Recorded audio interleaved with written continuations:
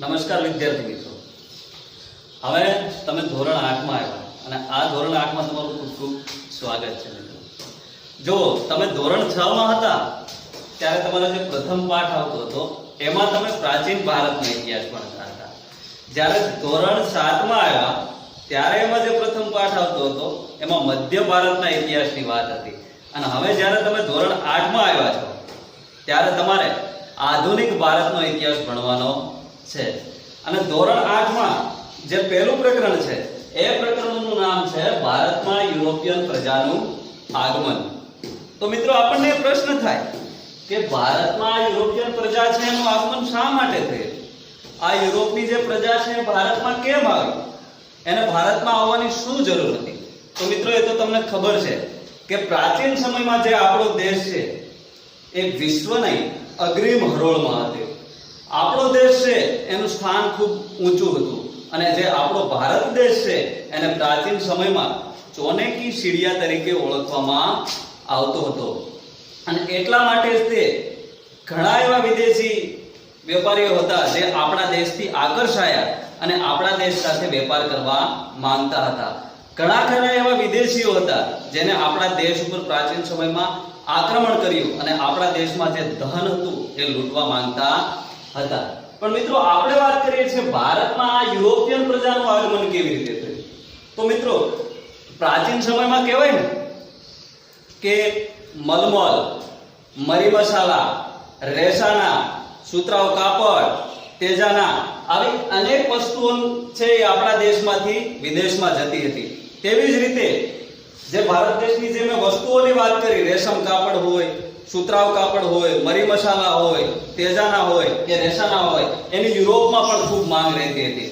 પણ કહેવાય ને કે પ્રાચીન સમયમાં જે આરબ વેપારીઓ હતા એ જમીન માર્ગેથી આપણા દેશમાં આવતા હતા. અને એ જે જૂનો જમીન માર્ગ હતો એ હું અહીંયા બોર્ડ ઉપર લખું છું, એ તમે તમારી નોટમાં લખજો મિત્રો.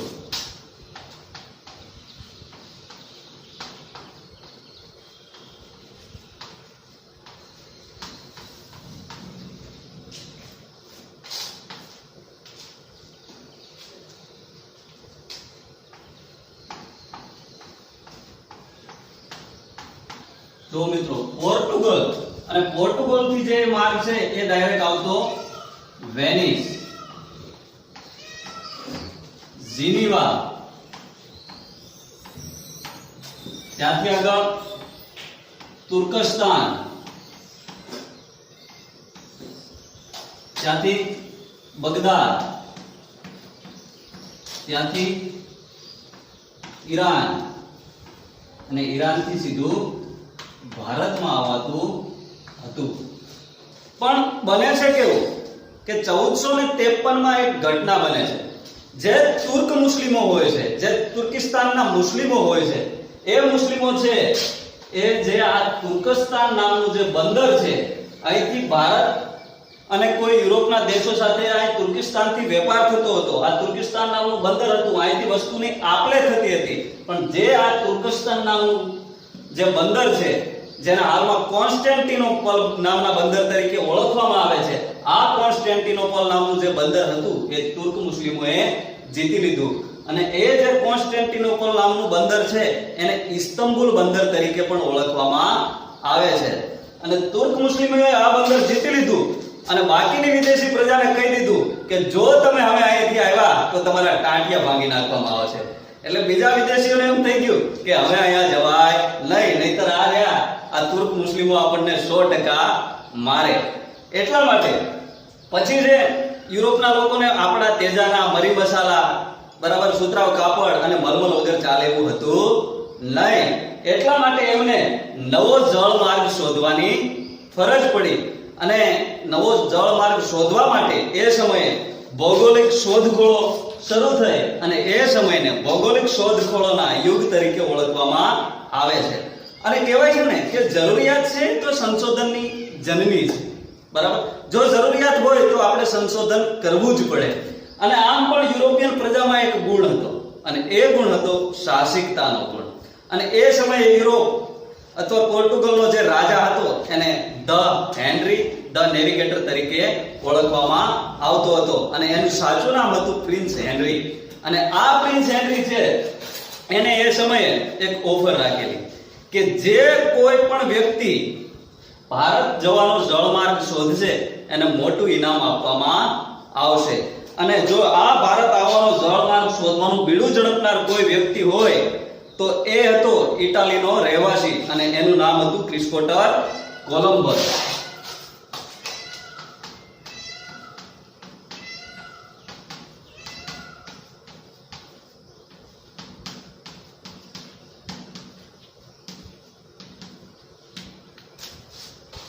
અને આ જે ક્રિસ્ટોફર કોલંબસ છે એ એવું માનતો હતો કે પૂર્વમાં જવું હોય તો પશ્ચિમ બાજુથી પણ જઈ શકાય.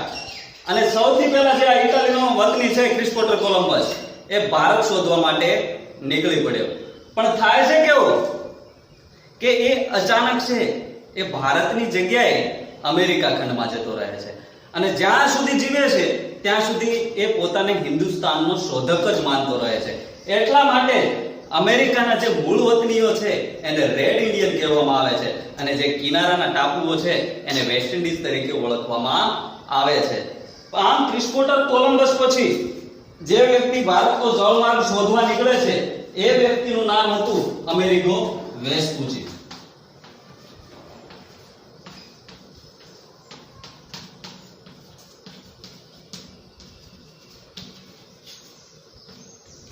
ક્રિસ્ટોફર કોલંબસ પછી મિત્રો જે અમેરિગો વેસ્પુચી નામનો વ્યક્તિ છે એ ભારત શોધવા નીકળે છે. અને જે ક્રિસ્ટોફર કોલંબસ જે રસ્તે ચાલ્યો હતો એ જ રસ્તે તે પોતાનું વાહન લઈને જાય છે. અને ક્રિસ્ટોફર કોલંબસ અમેરિકા ખંડમાં જતો રહ્યો હતો તો અમેરિગો વેસ્પુચી પણ ત્યાં જાય છે. અને એને ખબર પડે છે કે ક્રિસ્ટોફર કોલંબસે જે પ્રદેશ શોધેલો છે એ હકીકતમાં ભારત છે નહીં. આ તો જે પ્રદેશ શોધ્યો છે એ પ્રદેશનું નામ અમેરિકા છે. અને જો અમેરિકા ખંડનું નામ પડ્યું હોય તો એ આ વ્યક્તિના નામ ઉપરથી અમેરિગો વેસ્પુચીના નામ ઉપરથી અમેરિકા ખંડનું નામ પડ્યું છે.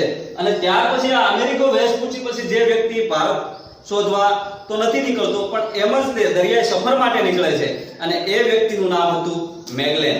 અને આ મેગલેન છે એને દુનિયાની સૌપ્રથમ પ્રદક્ષિણા કરનાર વ્યક્તિ તરીકે ઓળખવામાં આવે છે.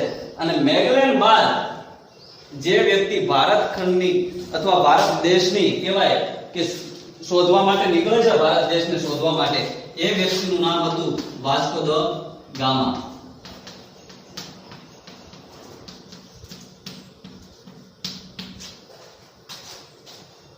વાસ્કો દ ગામા છે એ પોર્ટુગલ દેશનો રહેવાસી હતો. એને ભારત શોધવાનું બીડું ઝડપી લીધું હેનરી પાસેથી. અને વાસ્કો દ ગામા છે એ પોતાના સાથીદારો સાથે 3 વાહન લઈને નીકળે છે. બરાબર. પણ કહેવાય ને કે જો વાસ્કો દ ગામા સીધો જતો રહ્યો હોત તો એ છે એન્ટાર્કટિકા ખંડમાં જતો રહ્યો હોત. પણ બને છે એવું કે 1492 જે બાર્થોલોમ્યુ ડાઇઝ નામનો વ્યક્તિ હતો એને કેપ ઓફ ગુડ હોપ નામની ભૂશીર શોધેલી હતી. અને આ ભૂશીરથી વાસ્કો દ ગામા છે એ કહેવાય ને કે આફ્રિકા બાજુ વળી જાય છે, આફ્રિકા બાજુ જતો રહે છે. પણ જો મિત્રો તમે વિચારો કે આ વાસ્કો દ ગામા છે એ સીધો એન્ટાર્કટિકા ખંડમાં જતો રહ્યો હોત તો શું તમે એન્ટાર્કટિકા ખંડ વિશે કંઈ જાણો છો? એન્ટાર્કટિકા ખંડ છે ત્યાં કોઈ પણ દેશની માલિકી છે નહીં. ત્યાં આપણા 3 સંશોધન કેન્દ્રો આવેલા છે, મૈત્રી, ગંગોત્રી અને ભારતી. જે આપણા ભારત દેશના 3 સંશોધન કેન્દ્રો છે જે એન્ટાર્કટિકા ખંડમાં આવેલા છે. એન્ટાર્કટિકા ખંડ એવો છે કે જ્યાં 90% ભૂમિ ઉપર બરફ પથરાયેલો છે. અને આ એન્ટાર્કટિકા ખંડ છે એમાં આપણને ઘણા બધા પેંગ્વિનો જોવા મળે છે. માટે જ એન્ટાર્કટિકા ખંડને પેંગ્વિન ભૂમિ તરીકે પણ ઓળખવામાં આવે છે. મિત્રો આપણે વાત કરતા હતા વાસ્કો દ ગામાની. વાસ્કો દ ગામા જે બાર્થોલોમ્યુ ડાઇઝે 1492 કે કેપ ઓફ ગુડ હોપ નામની જે ભૂશીર શોધી હતી એ ભૂશીરથી આફ્રિકા ખંડ તરીકે વળે છે. અને આફ્રિકા ખંડને 18મી સદી સુધી તો માત્ર અંધારિયા ખંડ તરીકે ઓળખવામાં આવતો હતો. પણ કેવો બનાવ બને છે કે વાસ્કો દ ગામા છે એ આફ્રિકા ખંડ બાજુ જાય છે અને એ વખતે ત્યાં મોઝામ્બિક જે બંદર પણ છે અને મોઝામ્બિક નામનું જંગલ પણ છે એ જંગલ પાસે પહોંચે છે. ઘણા બધા વૃક્ષો જોવે છે વૃક્ષોની અંદર ફળ જોવે છે અને વાસ્કો દ ગામા અને એમના સૈનિકોને ખૂબ ભૂખ લાગી હોય છે એટલે એમને ફ્રૂટ ખાવાની ઈચ્છા થાય છે અને જેવા ફ્રૂટ ખાવા નીચે ઉતરે છે અને એ વખતે જ આફ્રિકા ખંડના જે કાળા લોકો હોય છે એ કાળા લોકોને એ જોવે છે અને આવી રીતે પહેલી વાર કાળિયા અને ધોળિયા ભેગા થાય છે અને એકબીજાને જોવે છે પણ વાસ્કો દ ગામા છે એ ડરી જાય છે આ લોકોથી અને ભાગે છે દોડે છે એટલે જે પેલો કાળિયો હોય છે એ કેમ પિક્ચરમાં ખબર છે એવી રીતે કરે એમ કાળિયો એ કર્યું અને તીરકામઠું છોડ્યું અને એ તીરકામઠું વાસ્કો દ ગામાને જમણા હાથ ઉપર લાગે છે અને આવી રીતે વાસ્કો દ ગામા છે એ ઘાયલ થાય છે મિત્રો આ આપણે 8મા ધોરણમાં તો નહીં પણ જે કોમ્પિટિટિવ એક્ઝામ લેવાતી હોય એમાં એક વખત આ પ્રશ્ન પૂછાઈ ગયેલો છે કે વાસ્કો દ ગામાને કઈ જગ્યાએ તીર વાગ્યું હતું તો જમણા હાથ ઉપર અને કયા સ્થળે તો કે મોઝામ્બિકના જંગલોમાં વાગ્યું હતું અને અહીંથી વાસ્કો દ ગામા થોડો દોડે છે અને આગળ જાય છે ત્યાં એને આપણા ગુજરાતનો કચ્છનો વતની કાનજી માલમ નામનો વ્યક્તિ મળે છે માલિમની કિનારે અને આ જે કાનજી માલમ નામનો વ્યક્તિ છે એને ઇતિહાસમાં આપણે મોહમ્મદ ઇબ્ન મજીદ તરીકે ઓળખીએ છીએ અને આ જે મોહમ્મદ ઇબ્ન મજીદ છે એ વાસ્કો દ ગામાને ભારત તરફ જવાનો દરિયા કિનારો બતાવે છે અને આવી રીતે જે વાસ્કો દ ગામાનું જહાજ છે જે 3 જહાજો છે એ 22 મે અને 1498 ના દિવસે કહેવાય ને કે કોઝીકટ બંદરે પહોંચે છે મિત્રો તમને એમ થાય છે કે હું કોઝીકટ કેમ બોલ્યો પણ જે કાલિકટ બંદર છે કાલિકટ બંદર આ કાલિકટ બંદરનું નામ બદલીને અત્યારે હાલમાં કોઝીકટ બંદર થઈ ગયેલું છે અને આ કાલિકટ બંદરે જ્યારે વાસ્કો દ ગામા પહોંચે છે એ વખતે કાલિકટ બંદરનો રાજા હોય છે જેનું નામ છે સામુદ્રિક અને ઇતિહાસમાં આ રાજાને જામોરીન તરીકે ઓળખવામાં આવે છે અને વાસ્કો દ ગામા જામોરીન રાજા પાસે જાય છે અને જામોરીન રાજા છે એ વાસ્કો દ ગામાને કાલિકટમાં વેપાર કરવાની છૂટ આપે છે આવી રીતે 1498 માં પોર્ટુગીઝ લોકો કહેવાય ને કે કાલિકટ બંદરે આવે છે અને 1502 માં પ્રથમ કોઠી સ્થાપે છે કાલિકટમાં કોઠી સ્થાપ્યા પછી અલ્બુકર્ક નામનો એક સેનાપતિ હોય છે તેને તેનો રક્ષક નિમે છે અને આ અલ્બુકર્ક છે એ ઉત્તર તરફ આગળ વધીને કહેવાય છે કે 1506 માં ગોવા જીતી લે છે મિત્રો આવી રીતે પોર્ટુગીઝો છે એ ભારતમાં આવ્યા પોતાનો વેપાર વધાર્યો અને કોઠીઓ સ્થાપી આ સિવાય કહેવાય ને કે પોર્ટુગીઝ લોકોએ લંકામાં દીવમાં દમણમાં કોચીમાં આવી ઘણી જગ્યાએ પોતાની કોઠીઓ સ્થાપી હતી મિત્રો તો આ પોર્ટુગીઝ સત્તા થોડા સમયમાં આટલો વિસ્તાર કરી છે તો આ પોર્ટુગીઝ સત્તાનો અંત કેવી રીતે અને શા માટે આવ્યો તો કહેવાય ને કે પોર્ટુગીઝો ધીમે ધીમે ગોવા જીત્યા પછી કહેવાય ને કે બંગાળ તરફ આગળ વધે છે અને કોઠીઓને કિલ્લેબંધી કરવાની શરૂઆત કરી દે છે અને એ વખતે દિલ્હીની ગાદી ઉપર મુગલ બાદશાહ શાહજહાં બેઠેલો હતો અને શાહજહાંનો જે સૂબો હતો બંગાળમાં એને પોર્ટુગીઝો વિરુદ્ધ ફરિયાદ કરી શાહજહાંને અને શાહજહાંને કીધું કે આ પોર્ટુગીઝો છે એ વધારે કોઠીઓ સ્થાપે છે અને આપણી પરવાનગી લેતા નથી અને કર ભરતા નથી આવી રીતે શાહજહાંને વાત કરે છે એટલા માટે શાહજહાંએ ફરમાન આપ્યું કે જાઓ જે પણ આ પોર્ટુગીઝોની કોઠીઓ છે એને તમે તોડી પાડો અને શાહજહાંના કહેવાથી જે કાલિકટની અને જે બીજી કોચીનની અને લંકાની કોઠીઓ હતી એ બધી કોઠીઓ તોડી પાડવામાં આવે છે અને આ કોઠીઓ તોડી પાડતા માત્ર પોર્ટુગીઝ પાસે દીવ દમણ અને ગોવાની જ સત્તા રહેલી છે આવી રીતે મિત્રો જો ભારતમાં સૌથી પ્રથમ કોઈ વિદેશી પ્રજા આવી હોય તો એ પ્રજાનું નામ હતું પોર્ટુગીઝો મિત્રો તમે ક્રમ યાદ રાખજો કારણ કે આ ક્રમ છે ને પૂછાય છે કે ભારતમાં સૌથી પ્રથમ કઈ વિદેશી પ્રજા આવી હતી અને પોર્ટુગીઝ પછી બીજા નંબરમાં જે પ્રજા આવી એ ડચ પ્રજા હતી મિત્રો જે આ ડચ લોકો આવે છે આ ડચ લોકો છે એ હોલેન્ડના હતા અને હોલેન્ડને હાલમાં નેધરલેન્ડ તરીકે ઓળખવામાં આવે છે અને જો મિત્રો તમને આ ડચ પ્રજા યાદ ન રહે તો એને તમે વલંદા તરીકે યાદ રાખી શકો છો અને મિત્રો જો તમને વલંદા પણ યાદ ન રહે તો તમે એમને વંદા તરીકે યાદ રાખી શકો છો પણ મિત્રો તમારે યાદ રાખવાનું છે બરાબર આ જે વલંદાઓ ભારતમાં આવ્યા એમને પણ કહેવાય ને કે પુલિકટ અને મદ્રાસમાં કોઠીઓ સ્થાપી હતી અને પોતાના વેપારની શરૂઆત કરી હતી અને આ ડચ લોકો પછી જે ભારતમાં પ્રજા આવી એ પ્રજાનું નામ હતું ડેનિશ પ્રજા. અને આ ડેનિશ પ્રજા છે એ ડેનમાર્કમાંથી આવેલી હતી. અને આ ડેનિશ પ્રજાએ પણ કહેવાય ને કે ભારતમાં ઘણી બધી જગ્યાએ કોઠીઓ સ્થાપી હતી. અને આ ડેનિશ પ્રજા પછી જે ભારતમાં જે વેપાર કરવા કંપની આવી, જે પ્રજા આવી એ પ્રજાનું નામ હતું અંગ્રેજો.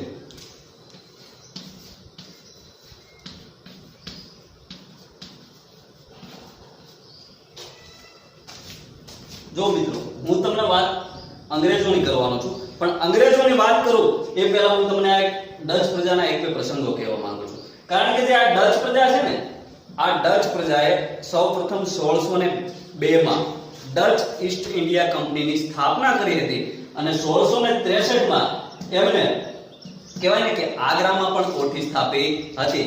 હવે કેવું થાય છે કે ઇંગ્લેન્ડના જે રાણી હતા, ઇંગ્લેન્ડમાં એ સમયે જે રાણી હતા એ રાણીનું નામ હતું એલિઝાબેથ. અને એલિઝાબેથના સમયમાં ઇંગ્લેન્ડના અમુક વેપારીઓ એમને મળે છે અને કહે છે કે અમારે ભારત સાથે વેપાર કરવો છે, અમે ધન કમાવા માટે આતુર છીએ. એટલે ઈસવીસન 1600 માં બ્રિટિશ ઈસ્ટ ઇન્ડિયા કંપનીની સ્થાપના કરવામાં આવી. અને આ સ્થાપના થયા પછી એના જે સભ્યો હતા એ બધા સભ્યો વેપારીઓ હતા, રાણી એલિઝાબેથ સાથે મળેલા હતા. અને આના જે સભ્યો હતા એ ભારત સાથે વેપાર કરી ધન કમાવા માટે ખૂબ જ આતુર હતા. એટલા માટે અંગ્રેજો છે એ 1608 માં પોતાનું પ્રથમ વહાણ ભારતમાં મોકલે છે. અને એ વહાણનું નામ હતું હેક્ટર. અને એ વહાણ લઈને જે વ્યક્તિ આવે છે, વહાણનો જે કેપ્ટન હતો અને ભારતમાં આવનાર જે પ્રથમ અંગ્રેજ અધિકારી હતો એ અંગ્રેજ અધિકારીનું નામ હતું હોકિન્સ, જે સુરતમાં આવે છે 1608 માં. અને સુરતમાં એ વખતે જે રાજા હતો, જે રાજાની પરવાનગી લેવી પડતી હતી, એ રાજાનું નામ હતું જહાંગીર. અને આ હોકિન્સ છે એ જહાંગીરને મળે છે અને જહાંગીરને કહે છે કે અમારે સુરતમાં વેપાર શરૂ કરવો છે. પણ જહાંગીર એને ના કહે છે કે ના, અમે વિદેશી પ્રજાને અનુમતિ આપતા નથી. એટલા માટે તે નિરાશ થઈને જતો રહે છે. અને ત્યારબાદ જે વ્યક્તિ જહાંગીરને મનાવવા માટે આવે છે અને ઇંગ્લેન્ડથી આવે છે એ વ્યક્તિનું નામ હતું સર થોમસ રો. એને ખબર હતી કે આ જહાંગીર એમના માનશે નહીં, એટલા માટે જહાંગીર માટે એક ભેટ લઈને આવે છે. અને જહાંગીરને એ સૌપ્રથમ ભેટમાં જે વસ્તુ આપે છે એ વસ્તુ હતું અરીસો. અને આ અરીસામાં જહાંગીર મોહી ગયો અને આખો દેશ એના હાથમાં સોંપી દીધો. એટલે જહાંગીર છે એમને કહેવાય ને કે સુરતમાં વેપાર કરવાની છૂટ આપે છે. અને તમને એમ પૂછે કે કયા મુગલ બાદશાહે અંગ્રેજોને સુરતમાં વેપાર કરવાની છૂટ આપી હતી, તો એમાં જહાંગીર આવશે. પણ જ્યારે તમને એમ પૂછે કે કયા મુગલ બાદશાહે અંગ્રેજોને બંગાળમાં વેપાર કરવાની છૂટ આપી હતી, તો એમાં જવાબ આવશે શાહજહાં. કારણ કે જહાંગીર છે એને અંગ્રેજોને સુરતમાં વેપાર કરવાની છૂટ આપી હતી, જ્યારે શાહજહાં નામનો જે મુગલ બાદશાહ છે એને અંગ્રેજોને બંગાળમાં વેપાર કરવાની છૂટ આપી હતી. અને મિત્રો, આ અંગ્રેજો પછી જે વિદેશી પ્રજા આવે છે એ પ્રજાનું નામ છે ફ્રેન્ચો.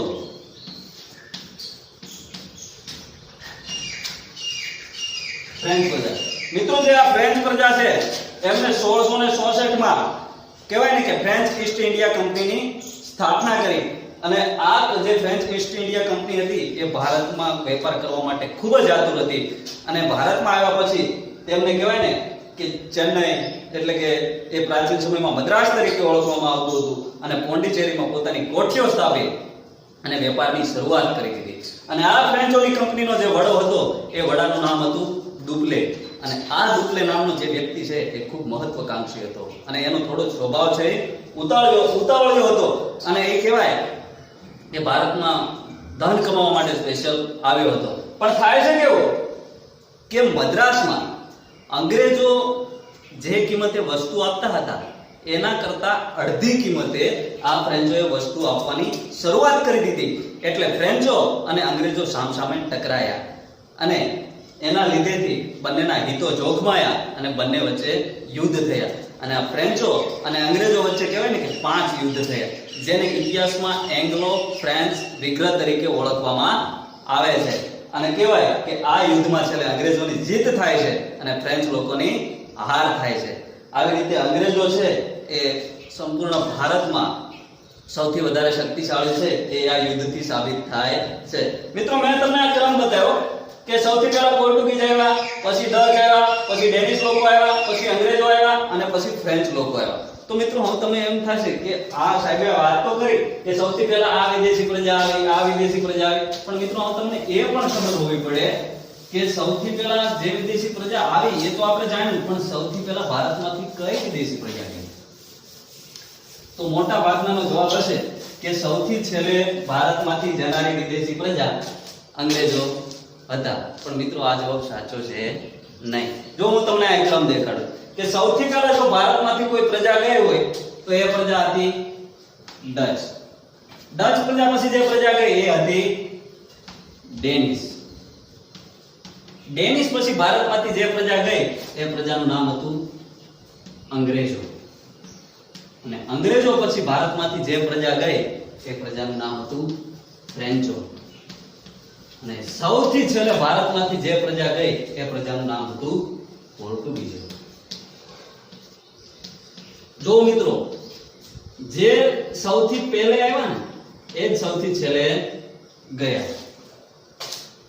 તમને એમ થાય કે આ ફ્રેન્ચો અને પોર્ટુગીઝો કઈ રીતે છેલ્લે ગયા?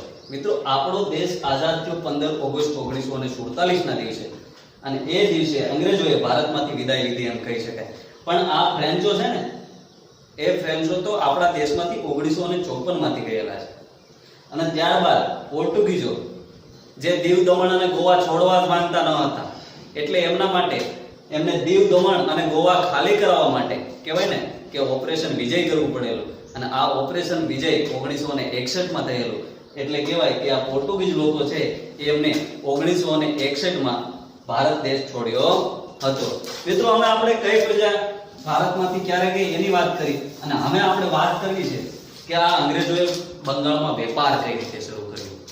અંગ્રેજોએ શરૂઆતમાં કહેવાય કે નાની નાની કોઠીઓ સ્થાપીને વેપાર કરવાની શરૂઆત કરી હતી. પણ આ જે બીજી વિદેશી કંપનીઓ આવી, આ તમામ કંપનીઓને હરાવી અને અંગ્રેજો છે એ સર્વશ્રેષ્ઠ સાબિત થયા અને એમને બંગાળમાં પોતાનો વેપાર કરવાની શરૂઆત કરી દીધી.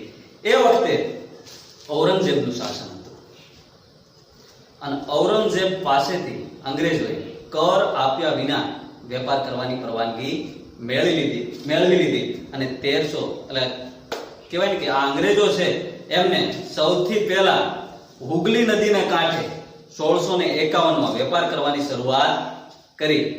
અને એ પણ કેવો વેપાર કે કર આપ્યા વગરનો વેપાર. પણ થાય છે કેવું, ઔરંગઝેબ તો એમને હા પાડી દે છે કે હા વાંધો નહીં, તમે વેપાર કરી શકો છો. પણ બને છે એવું કે જે આ અંગ્રેજો છે એમને કંપનીને છૂટ હતી, પણ જે કંપનીના વેપારીઓ હતા એ વ્યક્તિગત રીતે વેપાર કરતા હતા, તેમ છતાં તેમાં પણ કર આપતા હતા નહીં. અને કર ન આપતા હતા એટલા માટે જે કહેવાય ને કે બંગાળના જે કરવેરાની આવક હતી એ કરવેરાની આવક ઘટી ગઈ. અને એના કારણે એ સમયે બંગાળનો જે નવાબ હતો અને એ નવાબનું નામ હતું મુર્શિદ અલી ખાન, અને આ મુર્શિદ અલી ખાને કંપનીનો વિરોધ કર્યો. અને એટલા માટે ઈસવીસન 1757 માં આ વિરોધ છે એ પ્લાસીના યુદ્ધના પરિણામ તરીકે બહાર આવ્યો એમ કહી શકાય. તો મિત્રો જો આ અંગ્રેજો ભારતમાં કઈ રીતે આવ્યા, બીજી વિદેશી કંપનીઓ ભારતમાં કઈ રીતે આવી એની મેં તમને વાત કરી. હવે જો આગળના જે આપણે બીજો ભાગ હશે એ બીજા ભાગમાં હું તમને પ્લાસીના યુદ્ધ અને બક્સરના યુદ્ધ વિશે ભણાવવાનો છું. તો મિત્રો આ વિડિયો તમારે ખાસ જોવાનો છે. અને આ વિડિયોમાં હું જે તમને ભણાવું છું અને જે વિડિયો જોતા જોતા તમારી સ્ક્રીન ઉપર ફોટા આવશે, એમાં મેં બધી વ્યાખ્યાઓ લખેલી છે, જે અમુક રાજાઓના નામ લખવાના છે, કઈ પ્રજા ક્યારે આવી, એ તમામ વસ્તુ મેં લખેલી છે. તમારે ખાસ જોવાની છે અને તમારે તમારી નોટમાં એ લખવાનું છે. મિત્રો જો આ વિડિયો તમને ગમ્યો હોય તો તમે અમારી ચેનલને સબસ્ક્રાઇબ કરજો, લાઈક કરજો, કોમેન્ટ કરજો અને શેર કરવાનું ભૂલતા નહીં. આભાર મિત્રો.